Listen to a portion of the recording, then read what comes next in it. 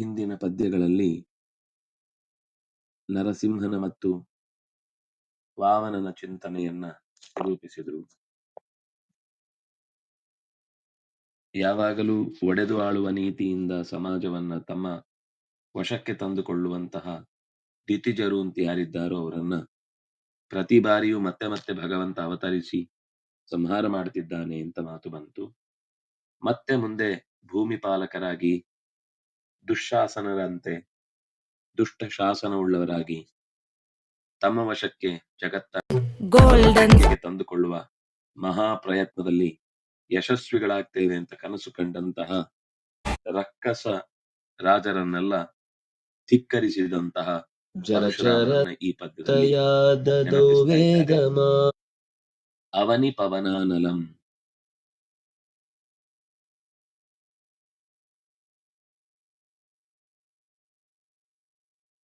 ವನಾನಲ, ಅವನಿಪ ವನಾನಲ. ಅವನಿಪ ವನಾನಲ, ಅವನಿ ಅಂದ್ರೆ ಭೂಮಿ, ಪ ಅಂದ್ರೆ ರಾಜರು, ಆ ಕಾಡಿಗೆ ಅನಲ ರಾಜರೆಂಬ ಕಾಡಿಗೆ ದುರುಳ ರಾಜರೆಂಬ, ಅಲ್ಲಿ ದುರುಳ ಅಂತ ಅನ್ನೋದು ಅಂಡರ್ಸ್ಟುಡ್, ಅದು ಮತ್ತೆ ಅದು ಹಾಕ್ಬೇಕು ಅಂತಿಲ್ಲ. ದುರುಳ ರಾಜರ ಕಾಡಿಗೆ ಬೆಂಕಿ ಅಂತಿರುವ ಜಮದಗ್ನಿಯ ಮಗನಾದ ಪರಶುರಾಮನನ್ನು ಕಿರೀಶ ವರದಾಯಿನಂ, ರುದ್ರದೇವನಿಗೆ ವರ ಕೊಟ್ಟ ವಿಶೇಷವಾದ ವ್ಯಕ್ತಿತ್ವವುಳ್ಳ ಪರಶುರಾಮನನ್ನು, ರಾಮದೇವನನ್ನು ಶರಣದಂ, ಬಂದವರಿಗೆ ಆಸರೆಯನ್ನು ನೀಡುವ, ದೋಷವಿಲ್ಲದ, ಆನಂದದಿಂದ ತುಂಬಿ ತುಳುಕುವ, ತಾನೇ ಸ್ವತಃ ನೆಲೆಮನೆಯಾಗಿರುವ, ಸದಾ ಸಜ್ಜನಿಕೆಯ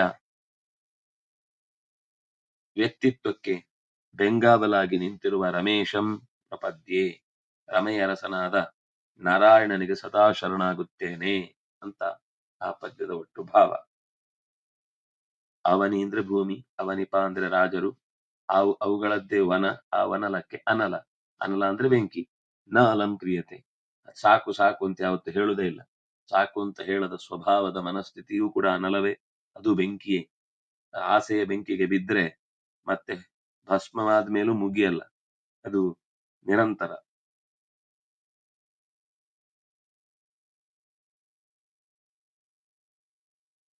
ಆಚಾರ್ಯರದನ್ನ ಕ್ಷತ್ರ ಕುಲಾಂತಕ ಶಂಭುವರೇಣ್ಯ ಅಂತ ನೆನಪಿಸಿದ್ದನ್ನೇ ಇಲ್ಲಿ ಗಿರೀಶವರದಾಯಿನಂ ಅನ್ನುವ ಶಬ್ದವನ್ನಾಗಿ ಬಳಸಿದ್ದಾರೆ ಅಂತ ಗೊತ್ತಾಗುತ್ತೆ. ಲೋಕದಲ್ಲಿ ಅನೇಕ ಸರ್ತಿ ದೊಡ್ಡವರು ಅವರಿಗದ ಅಗತ್ಯ ಇಲ್ಲದೆ ಇದ್ರು ಕೆಲವು ಕೆಲಸ ಮಾಡ್ತಾರೆ, ಅದು ಲೋಕಕ್ಕೆ ಗೊತ್ತಾಗ್ಲಿ ಅಂತ.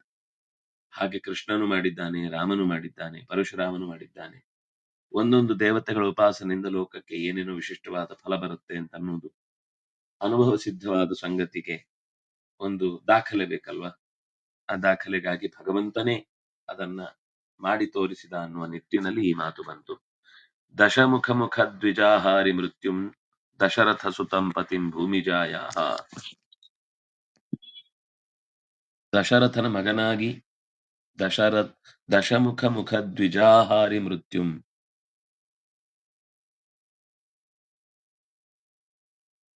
ರಾಕ್ಷಸರಿಗೆ ದ್ವಿಜಾಹಾರಿಣ ಅಂತ ಹೇಳುದು.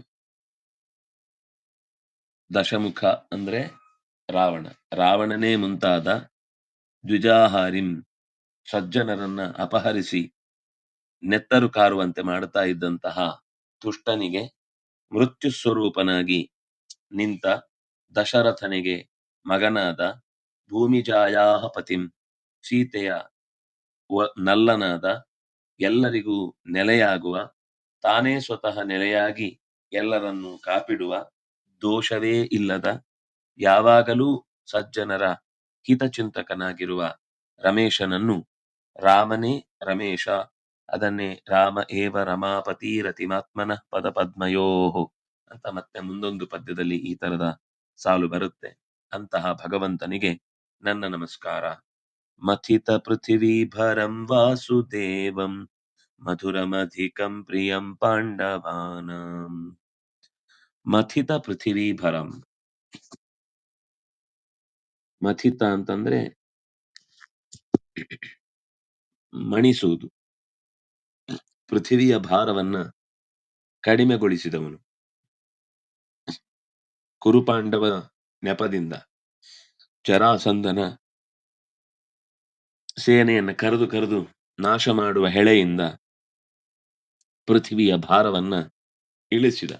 ಅದು ಯಾಕೆ ಪಾಂಡವರ ಕೌರವರ ಯುದ್ಧ ಪ್ರಕಾರವೇ ಮಹಾಭಾರ ಎನಿಸಿತು ಅಂದ್ರೆ, ಅಲ್ಲಿ ಎಲ್ಲದಕ್ಕಿಂತ ಹೆಚ್ಚು ಭಾರಭೂತನಾದ ಕಲಿ ಇದ್ದ.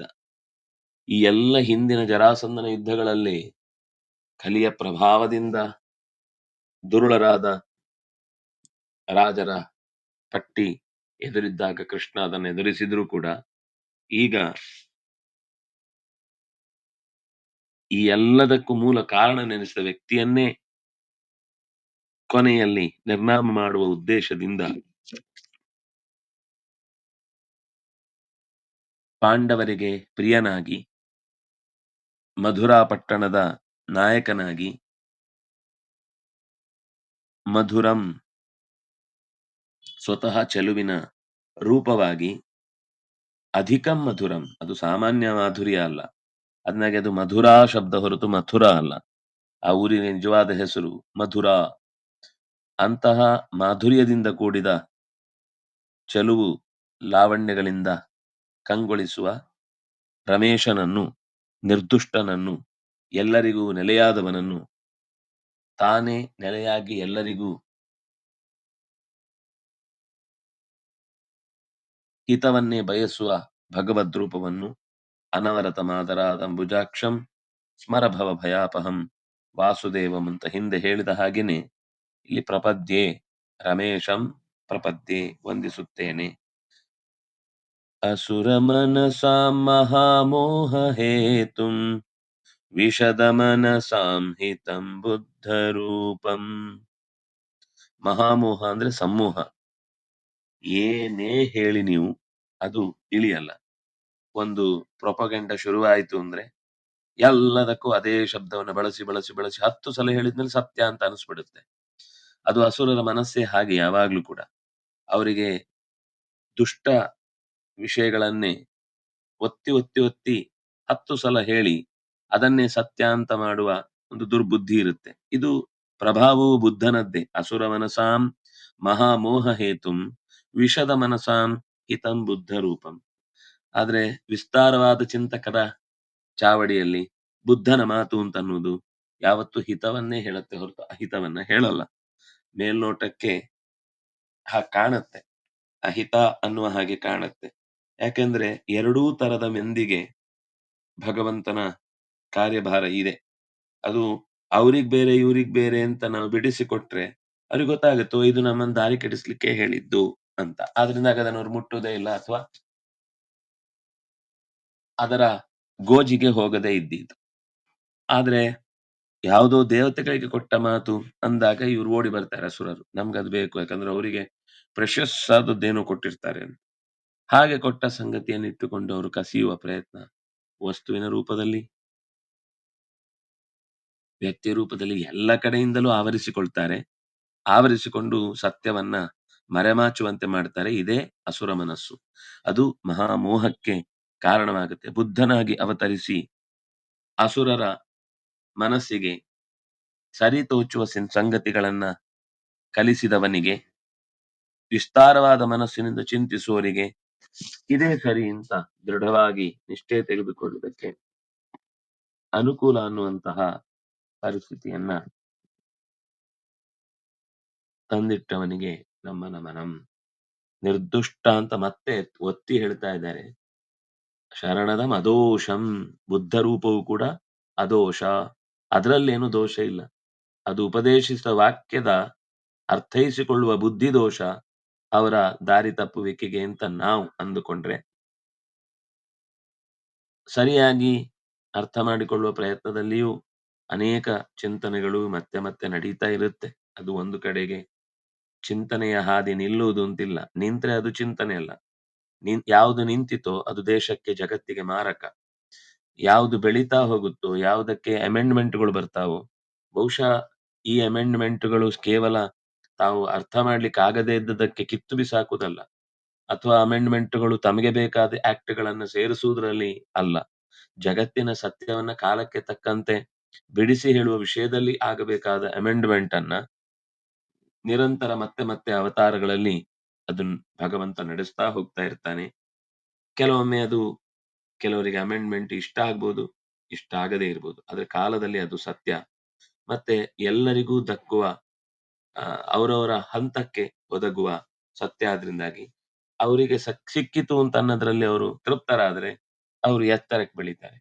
ಅವ್ರಿಗೆ ಸಿಕ್ಕಿದ್ರಲ್ಲಿಯೂ ಇದೇ ಸರಿ, ಇದೇ ತಪ್ಪು ಅಂತ ಬುದ್ಧಿ ಕೆಡುವಂತಹ ರೀತಿಯಲ್ಲಿ ನಡ್ಕೊಂಡ್ರು ಅಂತಂದ್ರೆ ಅದು ಅವರ ಕಲಿಯ ಆವೇಶದ ಪ್ರಭಾವದಿಂದ ಆಗತ್ತೆ ಎನ್ನುವುದನ್ನ ಮತ್ತೆ ಹೇಳಿದ್ರು.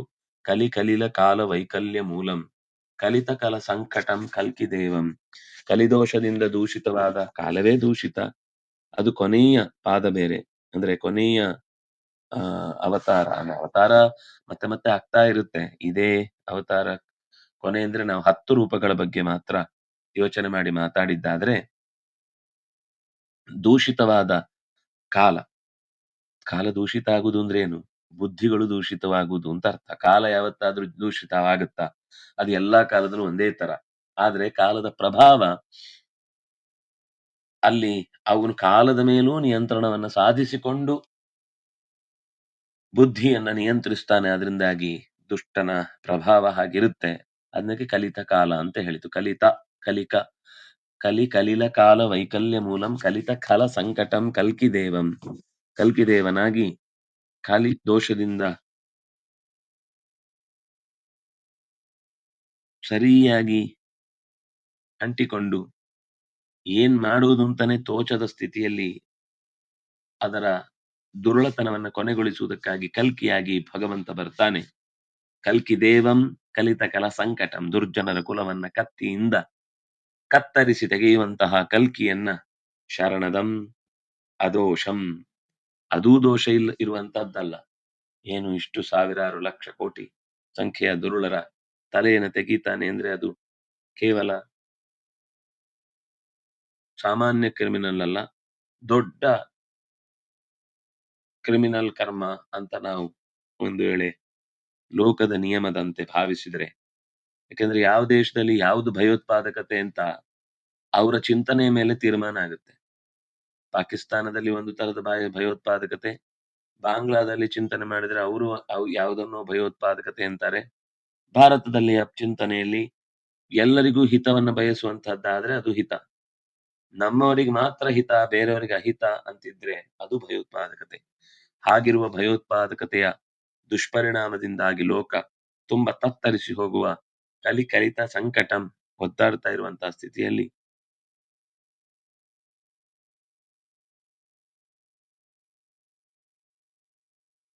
ಹಾಗೆ ಕಲಿತ ಕಲ ಸಂಕಟಂ ಸಂಕಟಗಳನ್ನ ಸಂಕಟಗಳನ್ನ ಕಲಿತ ಕತ್ತರಿಸಿದ ದುಷ್ಟರನ್ನ ದೂರೀಕರಿಸಿದಂತಹ ಕಲ್ಕಿದೇವನಿಗೆ ನನ್ನ ನಮಸ್ಕಾರ.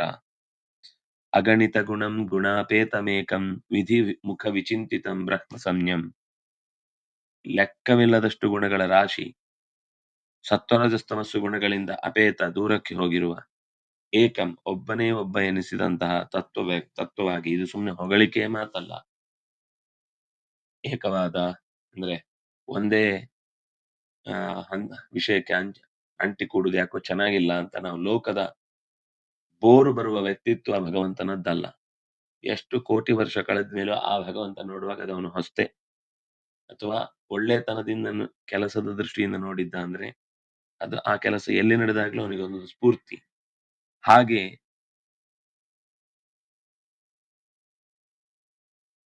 ಅಗಣಿತ ಗುಣಂ ಸದ್ಗುಣಗಳ ರಾಶಿ, ತ್ರಿಗುಣಗಳ ಅಪೇತಂ ತ್ರಿಗುಣಗಳಿಂದ ದೂರ, ಏಕಂ ಪ್ರಧಾನವಾದ ಮುಖ್ಯನಾದ ಒಬ್ಬನೇ ಒಬ್ಬನಾದ, ವಿಧಿಮುಖ ವಿಚಿಂತಿತಂ ವಿಧಿಯೇ ಮೊದಲಾದ ಎಲ್ಲರಿಂದ ಸತತ ಚಿಂತನೆಗೆ ಒಳಪಡುವ ಬ್ರಹ್ಮ ಸಂಯಂ. ನಿಜವಾಗಿ ಅವನನ್ನ ಮೂಲ ರೂಪದಿಂದ ಎಲ್ಲರೂ ಬ್ರಹ್ಮ ಅಂತ ಕರೀತಾರೆ. ಸಕಲ ಜಗತ್ತನ್ನು ವ್ಯಾಪಿಸಿಕೊಂಡಿರುವ ರೂಪ ಅಂತ. ಅವನಿರುವ ಜಾಗವನ್ನು ಸೇರಿ ಅವನಿಲ್ಲದ ಜಾಗವನ್ನು ಸೇರಿ ತುಂಬಿಕೊಂಡಿರುವ ಕವಿಭಿಃ ಬ್ರಹ್ಮ ಸಂಜ್ಞಂ. ಆ, ವಿಧಿಮುಖ ವಿಚಿಂತಿತಂ ಬ್ರಹ್ಮ ಸಂಜ್ಞಂ. ವಿಧಿ ಮುಂತಾದ ಹಿರಿಯರು ವಿಶಿಷ್ಟವಾಗಿ ಚಿತ್ರಿಸಿದ ಆ ಪರಮಾತ್ಮನನ್ನು ಪ್ರಪದ್ಯೆ, ನಾನು ಪ್ರಾರ್ಥಿಸುತ್ತೇನೆ. ಬ್ರಹ್ಮ ಅನ್ನುವ ಹೆಸರಿನಿಂದ ಸಂಜ್ಞಾ ಅಂದ್ರೆ ಸಮ್ಯಕ್ ಜ್ಞಾಪಯತಿ. ಬ್ರಹ್ಮ ಶಬ್ದದಿಂದ ವೇದದಿಂದ ಸಮ್ಯಕ್ ಜ್ಞಾಪಯತಿ, ತಿಳಿಯಲ್ಪಡುವವನು. ವೇದಗಳನ್ನೇ ತಿಳಿಸುವವನು, ವೇದದಿಂದಲೇ ತಿಳಿಯಲ್ಪಡುವವನು. ದಶಶತ ಶತಂ ತಥಾಪ್ಯೇಕ ರೂಪಂ, ದಶಶತ ತನುಂ ತಥಾ ಅನಂತ ರೂಪಂ.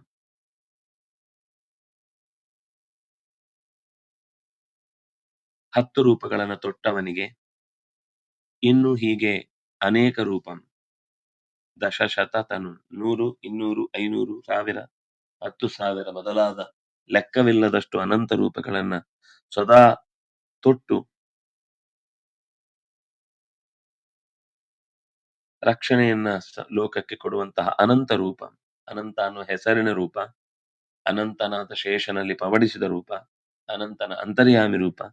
ಲೋಕದಲ್ಲಿ ಕೊನೆ ಇಲ್ಲ ಅಂತ ಭಾವಿಸುವ ಜಗತ್ತಿನ ವಿಷಯದಲ್ಲೇ ನಮಗೆ ಅನಂತ ಎಷ್ಟು ಅದ್ಭುತ ಅನ್ಸುತ್ತೆ. ಇದನ್ನೆಲ್ಲ ನಿಯಮಿಸುವವನ ಅನಂತ ಇನ್ನೆಷ್ಟು ದೊಡ್ಡದಿರ್ಬೇಡ.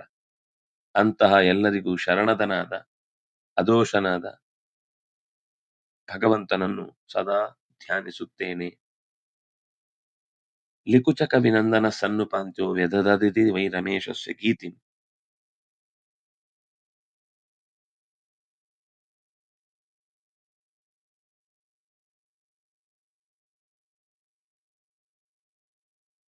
ಇದು ರಮೇಶ ಗೀತಿ ಅಂತ ಹೆಸರು ಬರ್ಲಿಕ್ಕೆ ಕಾರಣ ವ್ಯದದದಿ ವೈ ರಮೇಶಸ್ಯ ಗೀತಿಂ. ಲಿಕುಚ ವಂಶದ ಹಿರಿಯರಾದ ಅನೇಕರಲ್ಲಿ ಸನ್ನುಪಾಂತ್ಯ, ಕೊನೆಯಗಿಂತ ಮಧ್ಯದವನು.